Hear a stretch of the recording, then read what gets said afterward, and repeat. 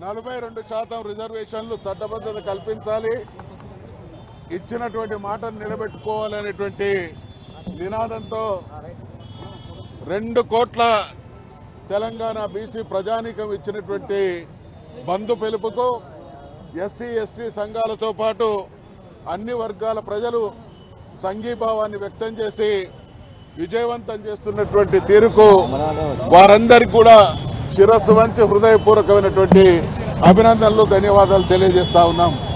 42% రిజర్వేషన్లు అమలు చేస్తామని హామీ ఇచ్చినటువంటి పార్టీ కాంగ్రెస్ పార్టీ.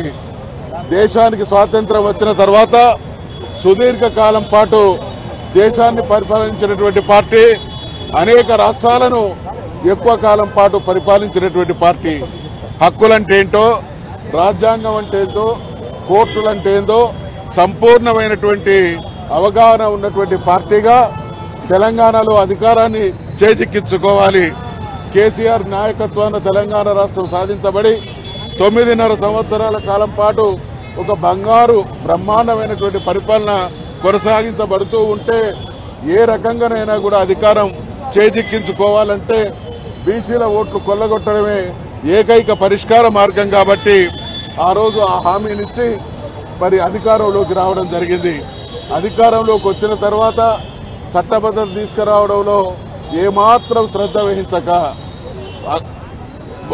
డొంక తిరుగుడు మార్గాల ద్వారా ప్రయత్నాలు చేసి చివరికి అన్ని వర్గాల చీత్కారానికి గురి అయి కోర్టులు కూడా అడ్డుకుంటున్నటువంటి పరిస్థితులలో మరి బీసీ సమాజానికి సంబంధించినటువంటి బీఆర్ఎస్ పార్టీ నాయకులుగా మేము డే 1 నుంచి ఒకే మాట, ఈరోజు ఎవరేం మాట్లాడినా ఈ 42% చట్టబద్ధత రావాలి అనంటే ఏకైక పరిష్కార మార్గం తమిళనాడులో ఆనాడు జయలలిత సాధించినటువంటి విధానం, అనుసరించినటువంటి వైఖరినే మనం ఆదర్శంగా తీసుకుంటే తప్ప పరిష్కారం సాధ్యం కాదు అనేటువంటి విషయాన్ని స్పష్టంగా చెప్పడం జరిగింది.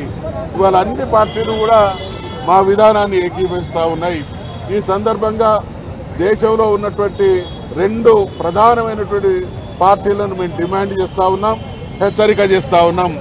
ఈడబ్ల్యూఎస్ రిజర్వేషన్లు ఇచ్చినప్పుడు సమాజంలో దేశంలో 12-15% ఉన్నటువంటి వాళ్ళలో 10-20% సమస్యలు పేదరికం ఉన్నటువంటి వాళ్ళకి మరి 10% రిజర్వేషన్లు కలిగించి, అంటే వాళ్ళలో ఉన్నటువంటి పేదరికం కంటే అర్హుల కంటే 4-5 రెట్లు ఎక్కువ రిజర్వేషన్లు కల్పించడంలో 2 పార్టీలు కూడా గూడుపుటానిగా వ్యవహరించి వాళ్లకు చట్టబద్ధతను తీసుకొచ్చినటువంటి ఆ వ్యవస్థ ఇవాళ బీసీల విషయంలో చాలా చిన్న సమస్య. ఇవాళ మేము కోరేది రాజ్యాధికారంలో మా వాటాను అడుగుతా ఉన్నాం. మేమెంతో మాకంతా అనేటువంటిది మా ప్రధానమైనటువంటి డిమాండ్. 42% మేము చేస్తున్నటువంటి బీసీలుగా చేస్తున్నటువంటి డిమాండ్ కాదు, ఇది కాంగ్రెస్ పార్టీ స్వయంగా ఇచ్చినటువంటి డిమాండ్. 42% స్థానిక సంస్థల్లో రిజర్వేషన్లు ఇవ్వడానికి ఇన్ని రకాల ప్రతిఘటనలు, ప్రతికూలతలు, ఇన్ని రకాల ఇబ్బందులు కలిగిస్తున్నటువంటి ఈ పాలక వ్యవస్థలు మేమెంతో మాకంతకు ఒప్పుకుంటాయనేటువంటి ఏమాత్రం నమ్మకం లేదు. కాబట్టి ఆనాడు భారతదేశానికి స్వాతంత్రం రావడానికి ఈ దేశంలో పోరాటం అన్యాయం పరిష్కార మార్గమైంది. ఆనాడు మరి కేసీఆర్ గారు తెలంగాణ రాష్ట్ర సాధన కోసం పోరాటమే పరిష్కార మార్గమైంది. ఇవాళ అనివార్యంగా తెలంగాణలో ఉన్నటువంటి బీసీలు, దేశంలో ఉన్నటువంటి బీసీలు వాళ్ళ హక్కుల సాధన కోసం ముమ్మాటికి పోరాటమే పరిష్కార మార్గం అనేటువంటి అనివార్య పరిస్థితిని కల్పించింది. కాబట్టి బీసీలుగా 75 సంవత్సరాల పాటు అన్యాయానికి, అవమానానికి, అణచివేతకు, ద్రోహానికి బలి అయినటువంటి ఈ జాతి చేస్తున్నటువంటి ఆక్రందన, మేము పడ్డటువంటి బాధలు, అవమానాలు భవిష్యత్తులో మా పిల్లలకు సంక్రమించకూడదు అనేటువంటి నిర్ణయంతో మేము ఈ చారిత్రక బంధుకాలకు పిలుపు ఇవ్వడం జరిగింది. ఇది ఆరంభం మాత్రమే. ఈ దేశంలో బీసీలకు జరిగినటువంటి ద్రోహం నంబర్ 1 రాజ్యాంగపరమైనటువంటి రిజర్వేషన్లు ఇవ్వబడాల్సినటువంటి ఈ జాతికి రాజ్యాంగపరమైనటువంటి రిజర్వేషన్లు ఇవ్వబడలేదు. ఈ దేశంలో మేము ఇందాక హనుమకొండ బస్టాండ్ ముందట ధర్నా చేసేటువంటి కార్యక్రమంలో అక్కడ ఉండేటువంటి ఆర్టీసీ సిబ్బందిని అడిగిన, మీ దగ్గర బస్సులు ఎన్ని బస్సులు ఉన్నాయంటే చెప్పిళ్ళు, డ్రైవర్లు ఎందరున్నారంటే చెప్పిళ్ళు, క్లీనర్లు ఎందరున్నారంటే చెప్పిండ్రు, కండక్టర్లు ఎందరున్నారంటే చెప్పిండ్రు, రోజు ఎంత వస్తుందంటే చెప్పిండ్రు. కానీ ఈ దేశ పాలక వ్యవస్థ 78 సంవత్సరాల్లో దేశంలో ఉన్నటువంటి బీసీలు ఎవరు ఎక్కడ ఎందరు ఉన్నారు అంటే చెప్పేటువంటి స్థితిలో లేరు. రాజ్యాంగపరమైనటువంటి రిజర్వేషన్లు ఇచ్చి బీసీలను రాజ్యాధికారంలో భాగస్వాములను చేయడంలో ఘోరమైనటువంటి దుర్మార్గానికి పాల్పడ్డాయి పాలక పార్టీలు. అదేవిధంగా కులగణన చేయడంలో ఇప్పటి వరకు మీనమేషాలు లెక్కిస్తా ఉన్నాయి.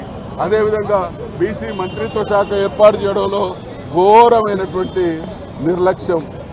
అదే రకంగా ఇవాళ 40-50 లక్షల కోట్ల బడ్జెట్ కలిగినటువంటి కేంద్ర ప్రభుత్వంలో బీసీలకు కేటాయించేది ఒక రాష్ట్రంలో, తెలంగాణ రాష్ట్రంలో కేసీఆర్ గారి నాయకత్వంలో బీసీలకు కేటాయించినటువంటి సంక్షేమ బడ్జెట్ కు సంబంధించినటువంటి స్థాయిలో కూడా దేశంలో పాలక వర్గాలు బడ్జెట్ కేటాయించడం లేదు అనంటే ముమ్మాటికి ఈ పాలక వర్గాల దృష్టిలో భారతదేశంలోని బీసీలు 2వ శ్రేణి పౌరులే అనేటువంటి దుర్మార్గానికి ఒడిగడుతున్నారు. కాబట్టి ప్రపంచంలో ఎక్కడైనా మెజారిటీ పాలకులు మైనారిటీలు పాలితులు, ఈ దేశంలో మాత్రమే మెజారిటీ